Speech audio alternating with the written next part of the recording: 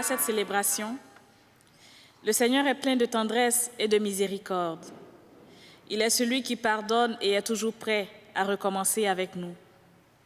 Aujourd'hui, il nous invite spécialement à pardonner, même à ceux qui nous ont fait du tort. Pas facile à réaliser. Au cours de cette Eucharistie, demandons au Seigneur de nous guérir de toute rancune et de nous ouvrir à la joie du pardon et de l'amour vrai. Je vous invite à vous lever pour accueillir le célébrant.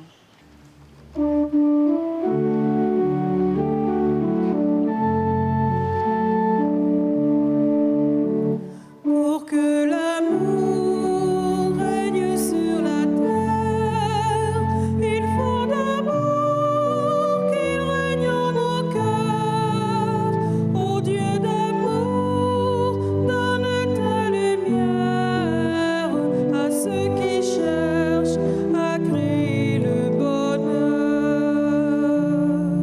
Pour créer le bonheur, il faut un cœur qui apporte l'amour, où demeurait la haine. Pour créer le bonheur, il faut un cœur prodigue, accordant le pardon, oubliant les offenses.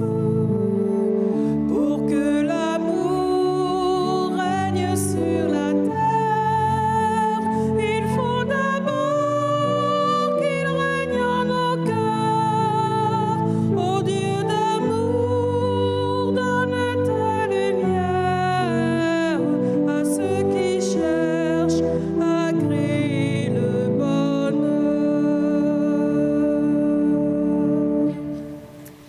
Au nom du Père et du Fils et du Saint-Esprit, frères et sœurs, le cœur de notre Dieu est riche en miséricorde, qu'il vous accorde sa paix et soit toujours avec vous. Ce matin, en sortant à l'extérieur, en voyant la beauté du monde, me sont venues ces paroles d'une chanson que vous connaissez bien, et ceux qui le peuvent pourraient chanter avec moi. Mon pays, ce n'est pas un pays, c'est l'hiver. Mon jardin, ce n'est pas un jardin, c'est la plaine. Mon chemin, ce n'est pas un chemin, c'est la neige. Mon pays, ce n'est pas un pays, c'est l'hiver. Dans la blanche cérémonie où la neige au vent se marie, dans ce pays de poudrerie, mon père a fait bâtir maison. Et je m'en vais être fidèle à sa manière, à son modèle. La chambre d'amis sera-t-elle qu'on viendra des autres saisons pour se bâtir à côté d'elle? Mon pays, ce n'est pas un pays, c'est l'hiver. Mon refrain, ce n'est pas un refrain, c'est rafale. Mon pays, ce n'est pas... Excusez, c'est pas un chemin, c'est la neige. Mon pays, ce n'est pas un pays, c'est l'hiver.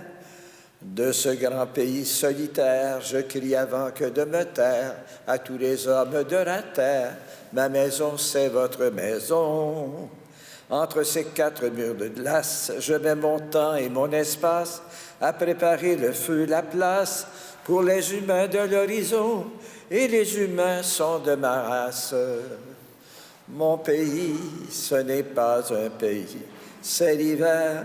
Mon jardin, ce n'est pas un jardin, c'est la plaine. Mon chemin, ce n'est pas un chemin, c'est la neige. Mon pays, ce n'est pas un pays, c'est l'hiver.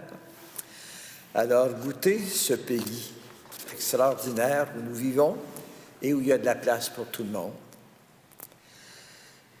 Et le Seigneur nous accueille dans ce pays tel que nous sommes. C'est dans la confiance que nous implorons sa miséricorde. Seigneur Jésus, nous savons que tu nous aimes. Prends pitié de nous. Ô Christ, tu offres généreusement ton pardon à tous et à toutes. Prends pitié de nous. Seigneur, tu guéris en nous les blessures du mal. Prends pitié de nous. Que notre Dieu, riche en miséricorde, nous pardonne nos péchés, qu'il nous conduise à la vie éternelle. Chantons la beauté et la bonté de Dieu.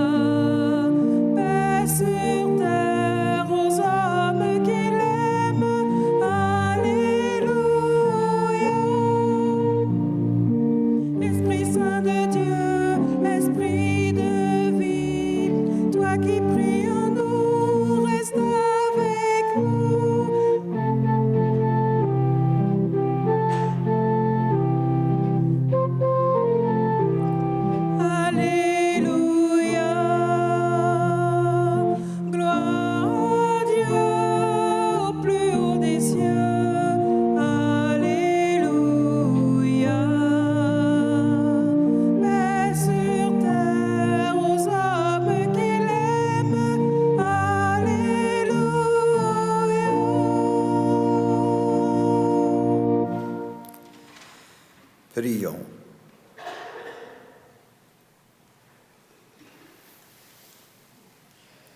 Avec vous tous qu'on est heureux de revoir, avec tous ceux qui se joignent à nous par la télévision communautaire ou par l'Internet.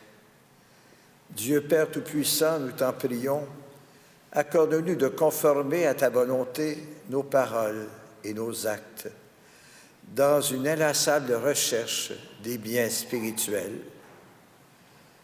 Nous te demandons par Jésus-Christ, ton Fils, notre Seigneur, qui vit et règne avec toi dans l'unité du Saint-Esprit, Dieu pour les siècles des siècles.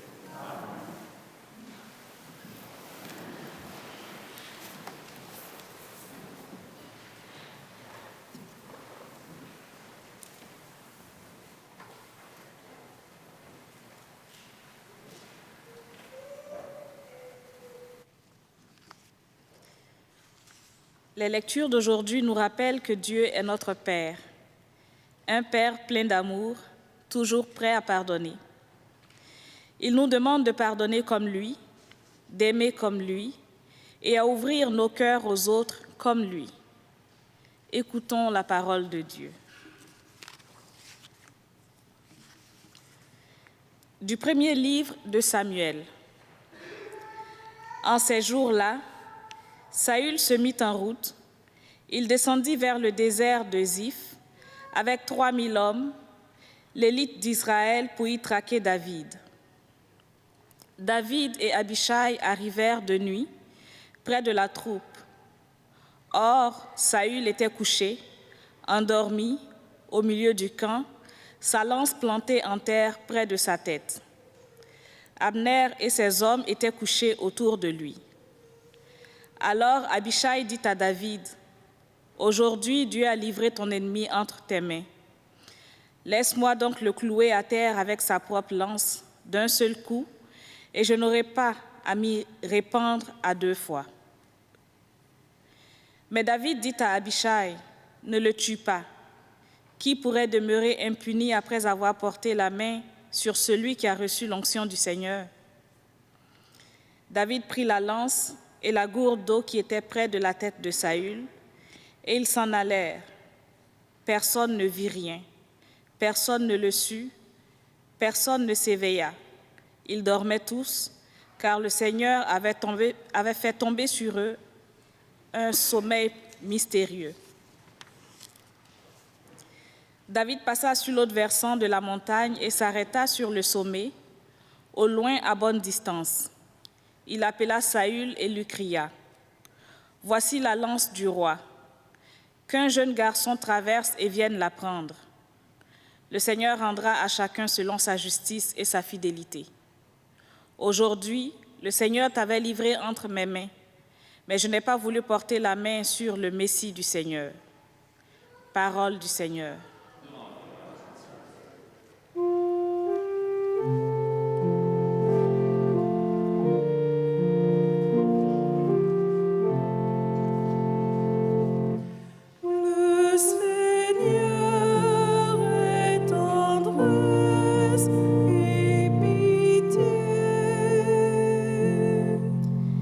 Bénis le Seigneur, ô mon âme, bénis son nom très saint, tout mon être.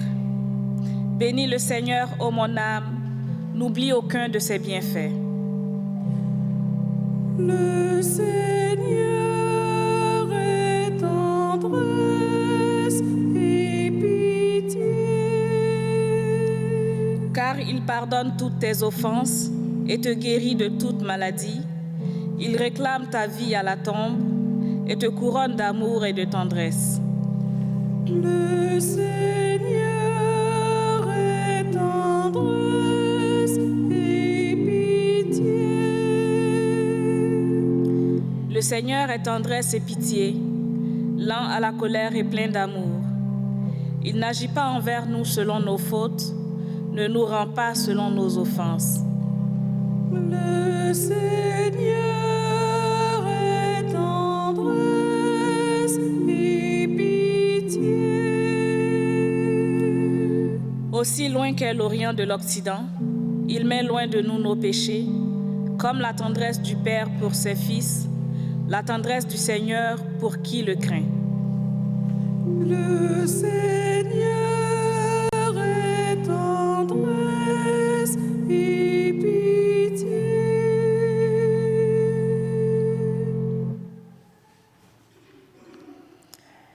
De la première lettre de Saint Paul, apôtre, aux Corinthiens. L'Écriture dit : « Le premier homme, Adam, devint un être vivant. Le dernier Adam, le Christ, est devenu l'être spirituel qui donne la vie. Ce qui vient d'abord, ce n'est pas le spirituel, mais le physique. Ensuite seulement vient le spirituel. Pétri d'argile, le premier homme vient de la terre. Le deuxième homme, lui, vient du ciel. Comme Adam est fait d'argile, ainsi les hommes sont faits d'argile. Comme le Christ est du ciel, ainsi les hommes seront du ciel. Et de même que nous aurons été à l'image de celui qui est fait d'argile, de même nous serons à l'image de celui qui vient du ciel. Parole du Seigneur.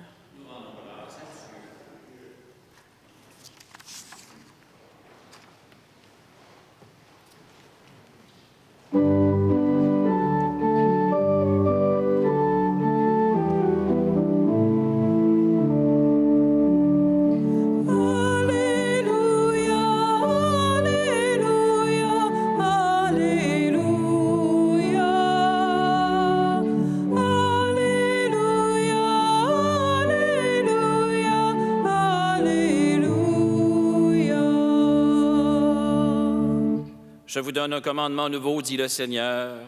Aimez-vous les uns les autres, comme je vous ai aimés. Alléluia, Alléluia, Alléluia. Alléluia, Alléluia, Alléluia.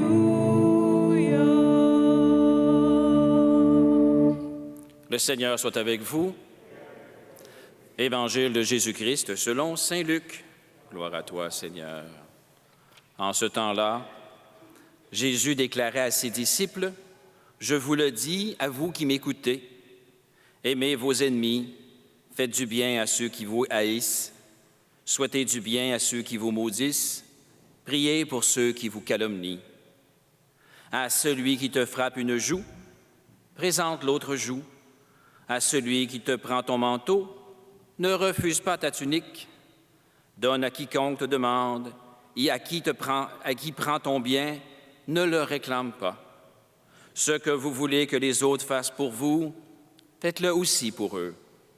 Si vous aimez ceux qui vous aiment, quelle reconnaissance méritez-vous? Même les pécheurs aiment ceux qui les aiment. Si vous faites du bien à ceux qui vous en font, quelle reconnaissance méritez-vous? Même les pécheurs en font autant. Si vous prêtez à ceux dont vous espérez recevoir en retour, quelle reconnaissance méritez-vous? Même les pécheurs prêtent aux pécheurs pour qu'on leur rende l'équivalent. Au contraire, aimez vos ennemis, faites du bien et prêtez sans rien espérer en retour. Alors votre récompense sera grande et vous serez les fils du Très-Haut, car lui, il est bon pour les ingrats et les méchants. Soyez miséricordieux comme votre Père est miséricordieux. Ne jugez pas et vous ne serez pas jugés. Ne condamnez pas et vous ne serez pas condamnés. Pardonnez et vous serez pardonnés. Donnez et l'on vous donnera. C'est une mesure bien pleine, tassée, secouée, débordante, qui sera versée dans le pan de votre vêtement. Car la mesure dont vous vous servez pour les autres servira de mesure aussi pour vous. Acclamons la parole de Dieu. À toi, Seigneur Jésus, efface nos péchés.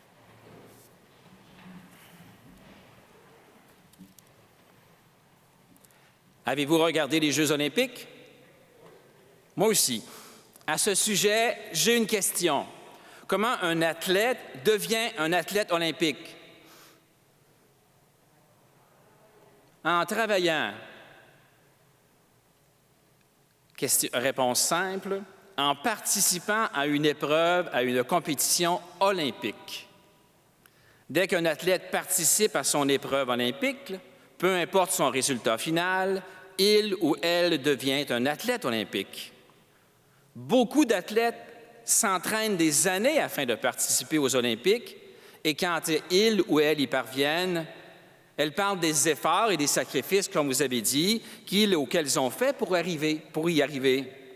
Par exemple, l'athlète Richard Viano, ça vous dit quelque chose, vous le connaissez? Il est le premier athlète d'origine haïtienne à participer aux Jeux olympiques d'hiver. Il est devenu un athlète olympique en quittant la porte de départ dans les épreuves du slalom géant et du slalom. Saviez-vous que nous avons dans la Bible des références à des jeux qu'on pourrait qualifier d'olympiques? Saviez-vous ça? Oui? Ces références nous parlent de couronnes et de couronnes de laurier que nous associons souvent aux Jeux olympiques. La couronne de laurier, ça vous va? Je vous cite Saint Paul. Tous les athlètes à l'entraînement s'imposent une discipline sévère. Ils le font pour recevoir une couronne de laurier qui va se faner. Et nous, pour une couronne qui ne se fanera pas, qui ne se fane pas.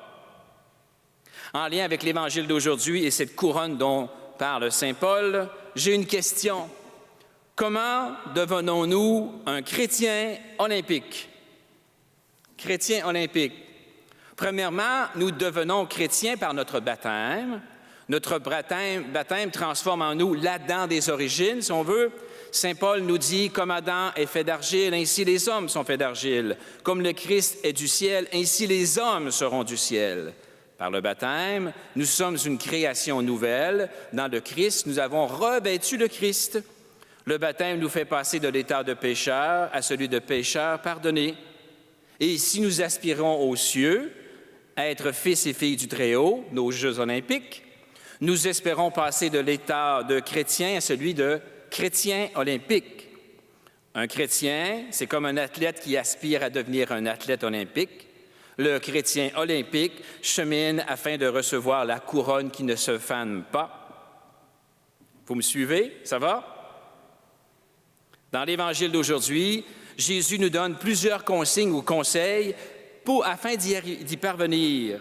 Et toutes ces consignes reposent sur une attitude, le dépassement de soi. Car Jésus nous dit, même les pécheurs en font autant. Comme baptisé, il faut aller au-delà des pécheurs qui en font autant. Le baptisé, le chrétien, n'a pas le loisir d'être juste utile. Le chrétien veut faire une différence dans son milieu de vie. Ce que vous voulez que les autres fassent pour vous, faites-le aussi pour eux. Alors, comment arriver à ce chrétien olympique?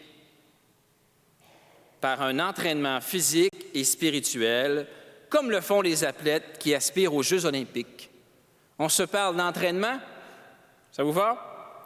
L'entraînement physique et spirituel proposé par Jésus pourrait être résumé ainsi: le dépouillement, l'écoute, le pardon, l'amour agapé et la persévérance.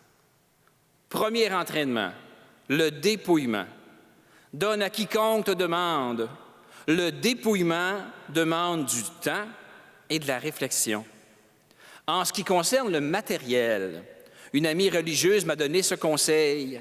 Attends 1 an, et si après 1 année, tu n'as toujours pas utilisé l'objet en question, donne-le.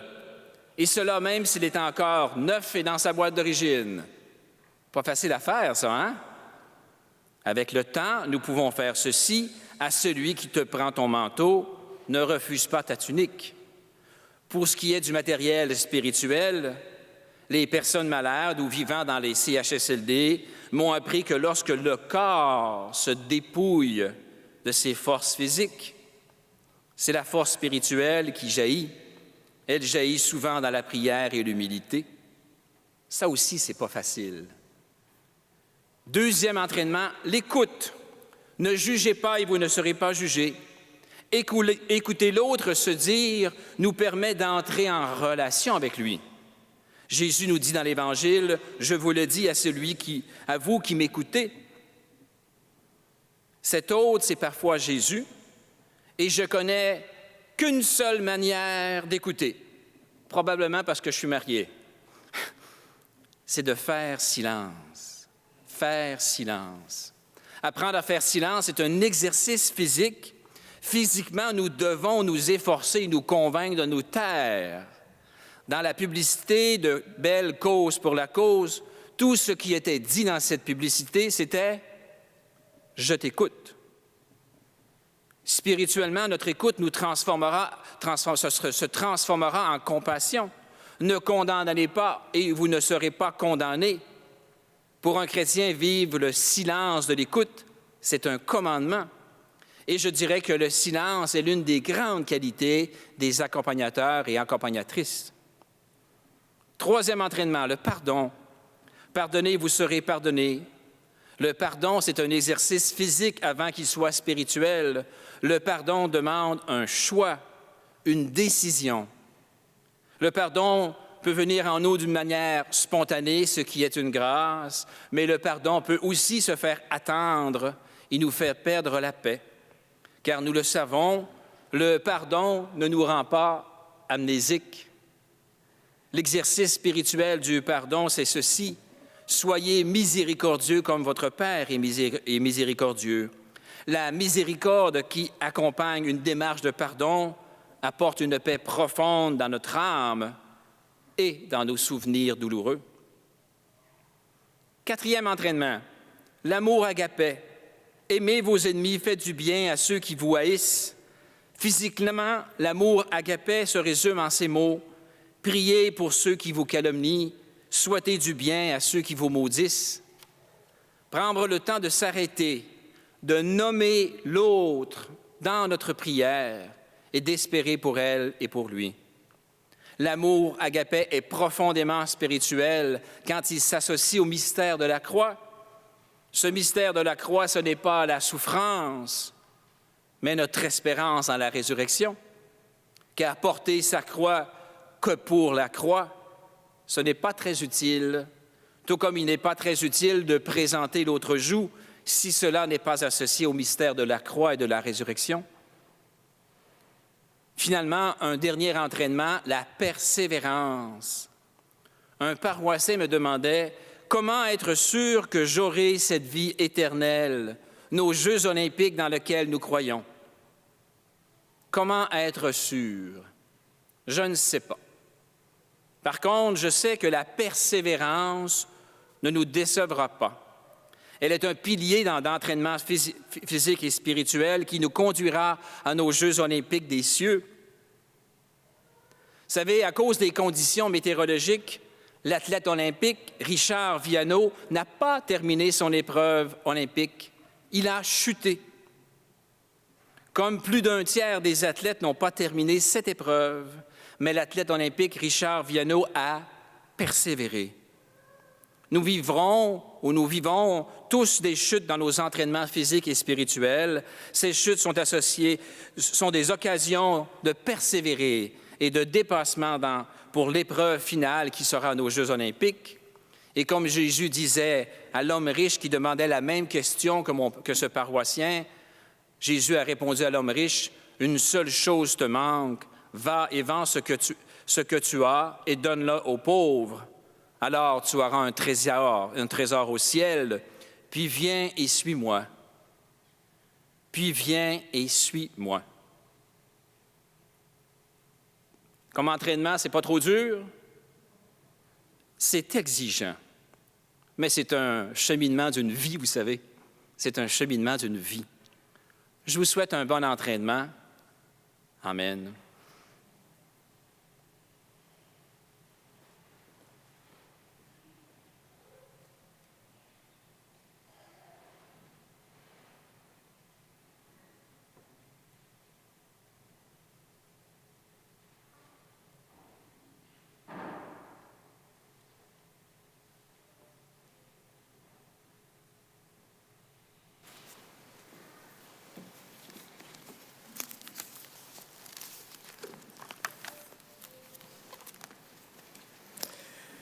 Merci, Eddie, pour ta belle homélie. Vous êtes en forme? Alors, pour être en forme et de bons athlètes olympiques dans la foi, proclamons cette foi qui nous anime, les valeurs qui comptent pour nous. Je crois en Dieu, le Père Tout-Puissant, Créateur du ciel et de la terre, et en Jésus-Christ, son Fils unique, notre Seigneur, qui a été conçu du Saint-Esprit, est né de la Vierge Marie, a souffert sous Ponce Pilate, a été crucifié, est mort et a été enseveli, est descendu aux enfers, le troisième jour est ressuscité des morts, est monté aux cieux, est assis à la droite de Dieu le Père Tout-Puissant, lui viendra juger les vivants et les morts. Je crois en l'Esprit Saint, à la Sainte Église catholique, à la communion des saints, à la rémission des péchés, à la résurrection de la chair, à la vie éternelle. Amen. En solidarité avec nos frères et sœurs du monde entier, présentons à Dieu nos demandes. Prions-le avec confiance en disant « Sûr de ton amour, Seigneur, nous te prions. » Pour les pays dont la population est divisée par la guerre ou par de profondes injustices, afin que s'ouvrent des chemins de paix et de réconciliation, prions le Seigneur. Sûr de ton amour, Seigneur, nous te prions. Pour les familles qui vivent des tensions en raison de conflits, de malentendus, afin que le pardon guérisse les blessures et rétablisse la confiance, prions le Seigneur. Sûr de ton amour, Seigneur, nous te prions. Pour les femmes et les enfants victimes de violences physiques ou verbales, afin que chacun et chacune puisse trouver écoute et soutien, prions le Seigneur. Sûr de ton amour, Seigneur, nous te prions. Pour les membres de la communauté que nous formons, afin que l'Esprit du Christ nous garde unis dans l'harmonie et le respect mutuel, prions. Sûr de ton amour, Seigneur, nous te prions. Pour tous nos malades, pour tous nos bienfaiteurs et bienfaitrices, prions le Seigneur. Sûr de ton amour, Seigneur, nous te prions. et pour les intentions que nous portons dans nos cœurs.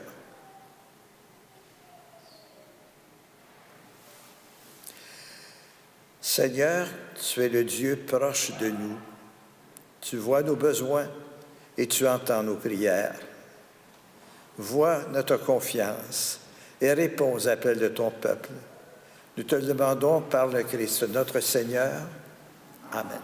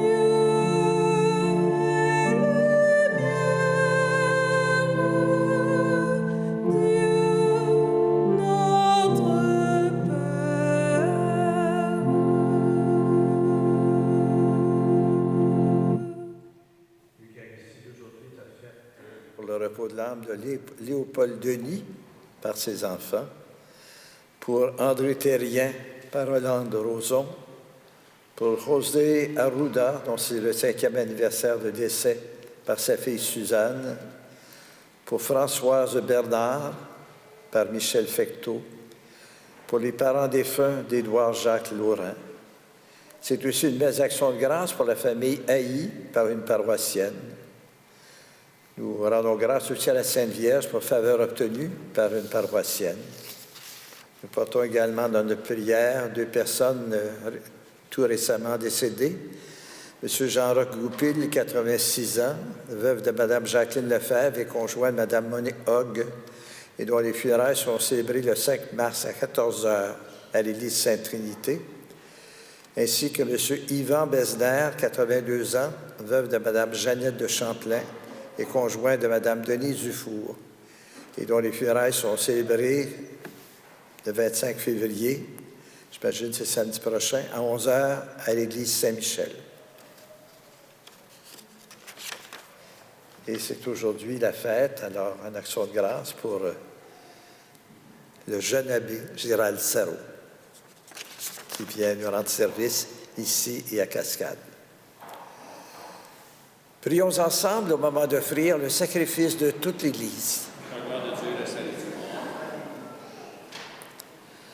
En célébrant tes mystères, pour te servir comme il convient, Seigneur Père, nous te supplions humblement que les dons offerts pour honorer ta gloire nous fassent progresser vers le salut. Par le Christ notre Seigneur. Pour ceux qui ont le prié en Église, la prière eucharistique est à la page 19.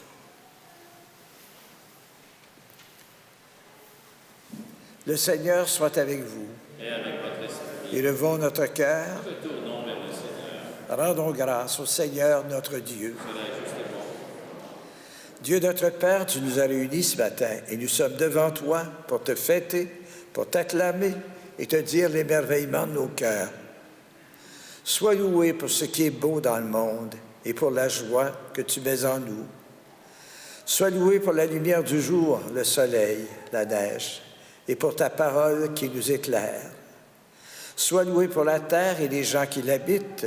Sois loué pour la vie qui nous vient de toi. Oui, tu es très bon, tu nous aimes et tu fais pour nous des merveilles. Alors tous ensemble, nous chantons.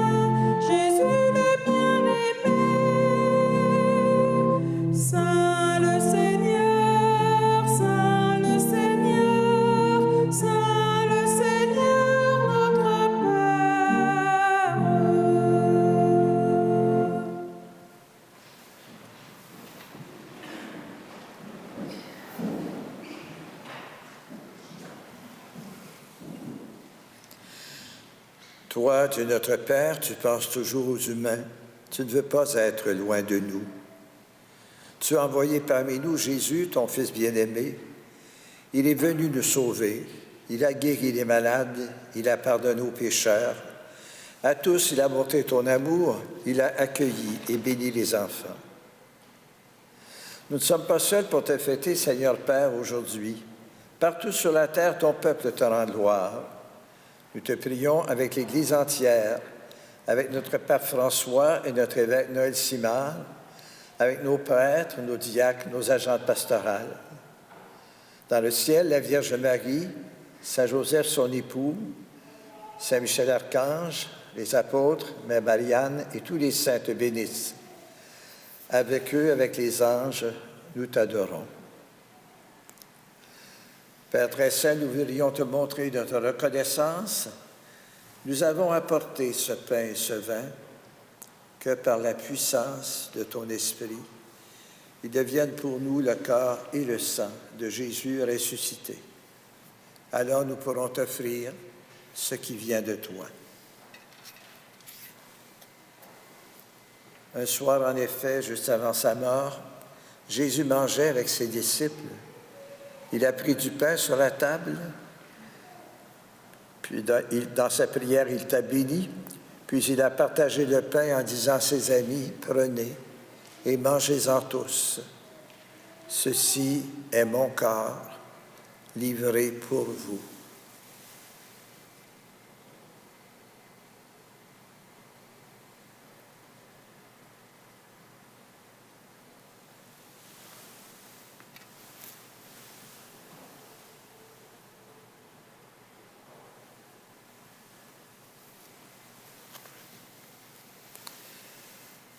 Puis, à la fin du repas, Jésus prit une coupe de vin et dit encore une action de grâce, puis il donna la coupe à ses amis en leur disant, « Prenez et buvez-en tous, car ceci est la coupe de mon sang, le sang de l'alliance nouvelle et éternelle, qui sera versé pour vous et pour la multitude en rémission des péchés. » Il leur dit aussi, « Vous ferez cela en mémoire de moi. »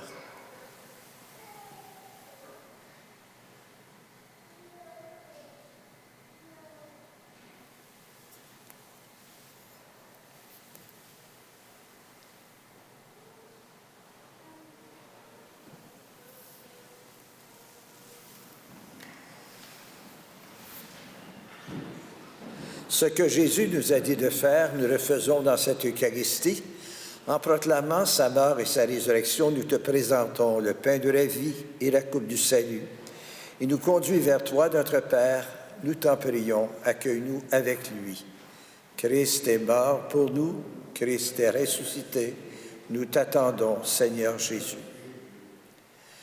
Père, toi qui nous aimes tant, laisse-nous venir à cette table unis dans la joie de l'Esprit Saint pour recevoir le corps et le sang de ton Fils. Toi qui n'oublies jamais personne, nous te prions pour toutes les personnes que nous aimons et pour celles qui sont parties vers toi, en particulier toutes celles que nous avons nommées tout à l'heure. Souviens-toi des personnes qui souffrent et de celles qui ont de la peine. Souviens-toi de la grande famille des chrétiens, de tous les humains dans le monde entier.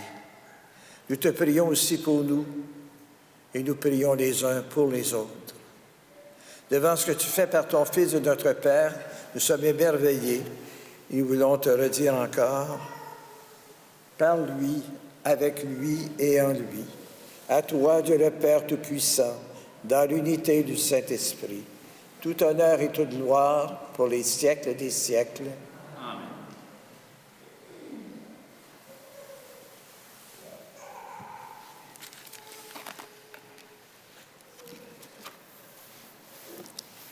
Puisque nous sommes les enfants de Dieu, rappelons-nous la règle d'or que Jésus nous a donnée. Ce que vous voulez que les autres fassent pour vous, faites-le aussi pour eux. C'est pourquoi nous osons dire, Notre Père qui es aux cieux, que ton nom soit sanctifié, que ton règne vienne, que ta volonté soit faite sur la terre comme au ciel. Donne-nous aujourd'hui notre pain de ce jour. Pardonne-nous nos offenses comme nous pardonnons aussi à ceux qui nous ont offensés. Et ne laisse pas entrer en tentation, mais délivre-nous du mal. Délivre-nous de tout mal, Seigneur Père, et donne la paix à notre temps. Soutenus par ta miséricorde, nous serons libérés de tout péché, accompagnés par toi dans toute épreuve, nous qui attendons que se réalise cette bienheureuse espérance, l'avènement de Jésus-Christ, notre Sauveur, car c'est à toi qu'appartiennent le règne. C'est la gloire pour les siècles des siècles. Seigneur Jésus-Christ, tu as dit à tes apôtres, je vous laisse la paix, je vous donne ma paix. Ne regarde pas nos péchés, mais la foi de ton Église. Et pour que ta volonté s'accomplisse, donne-nous toujours cette paix et conduis-nous vers l'unité parfaite, toi qui règnes pour les siècles des siècles. Amen. Que la paix du Seigneur soit toujours avec vous. Et avec votre esprit, frères et sœurs, dans la charité du Christ, échangez-vous un signe de paix.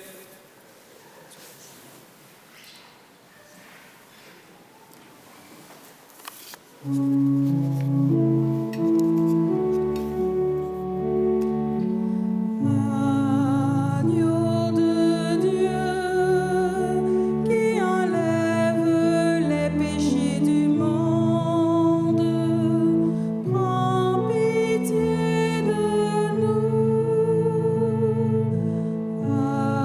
Agneau de Dieu, qui enlève les péchés du monde, prends pitié de nous.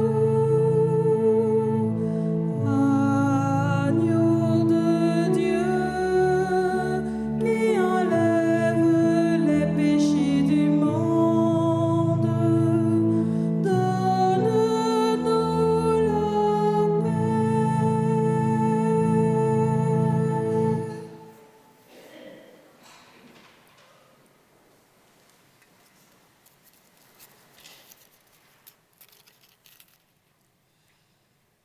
Heureux les invités au repas du Seigneur. Voici celui qui enlève le péché du monde. Bienvenue à la table des noces de l'agneau.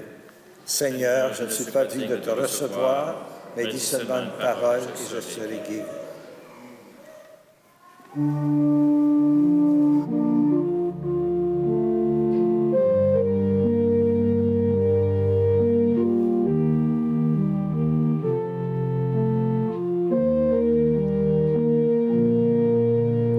Si je n'ai pas l'amour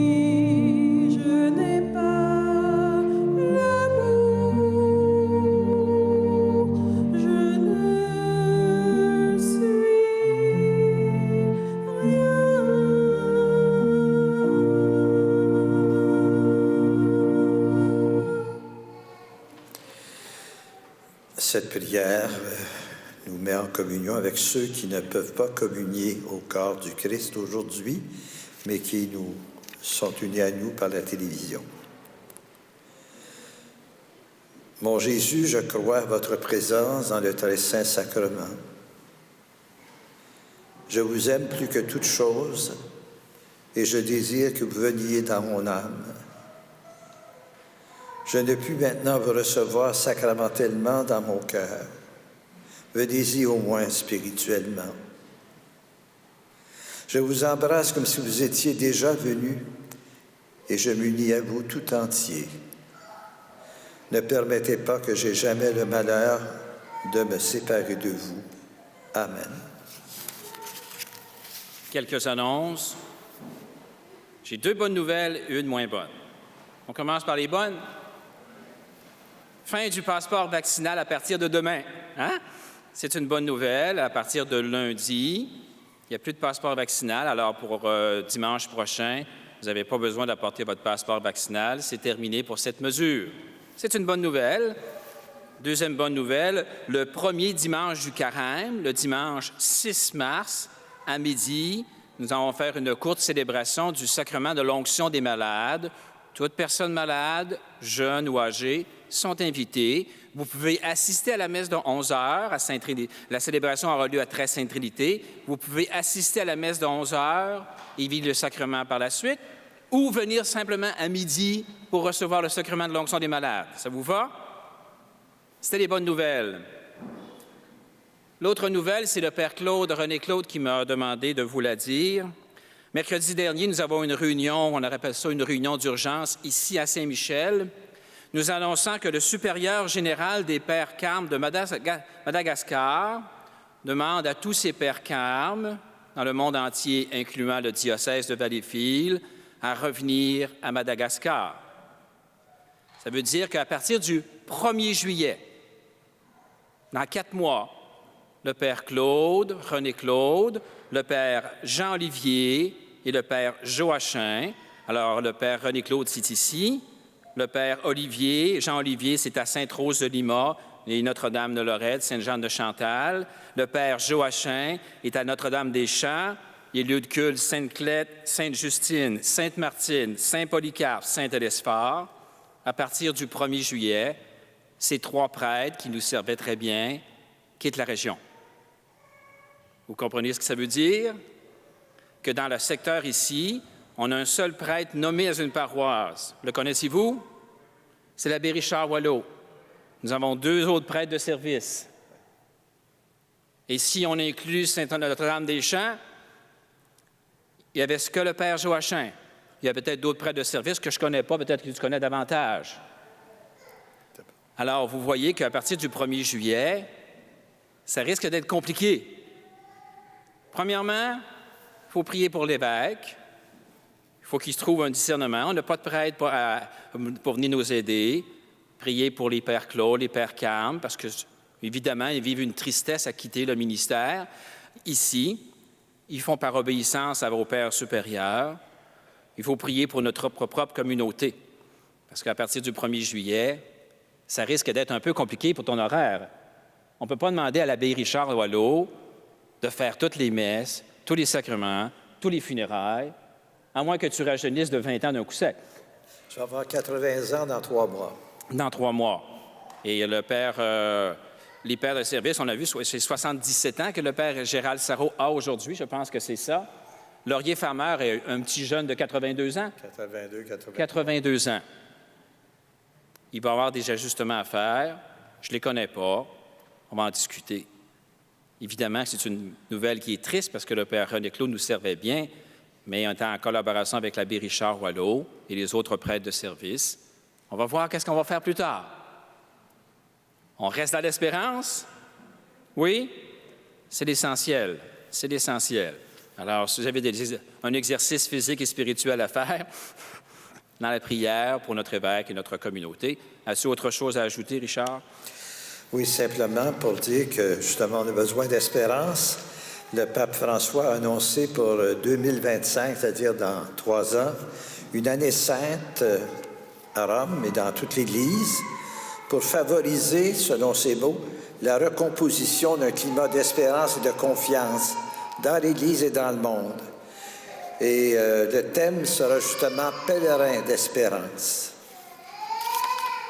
Je rappelle aussi que si vous avez dans vos familles des personnes qui n'ont pas été confirmées quand elles étaient jeunes, alors habituellement c'est 6e année, 7e année, secondaire 1, bien, il y aura une préparation ce printemps, à partir du mois de mars, 5 rencontres de préparation à la confirmation pour des jeunes adultes en particulier, mais aussi toute personne qui n'aurait pas été confirmée. Et l'évêque les confirmera probablement le jour de la Pentecôte à la cathédrale de Valleyfield. Le Seigneur soit avec vous. Je vais terminer avec la prière finale qui est dans le Prions à la page 30.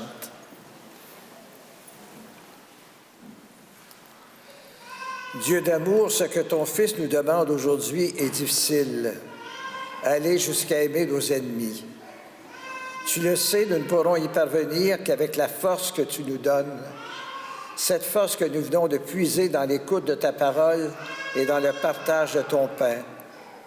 Donne-nous d'aller jusqu'au bout de cet immense amour que tu nous as manifesté en Jésus le Christ, notre Seigneur. Amen. Le Seigneur soit avec vous. Et avec votre esprit. Je voudrais remercier toutes les personnes qui nous ont aidés à vivre cette célébration. La télé communautaire, notre lectrice, nos musiciennes, et bien sûr Aidé, et notre sacristaine également, Christine. Alors que Dieu Tout-Puissant vous bénisse et veille sur vous, le Père, le Fils et le Saint-Esprit. Amen. Frères et sœurs, allez dans la paix du Christ. Nous rendons grâce à Dieu. Bon dimanche, bonne semaine. Au revoir.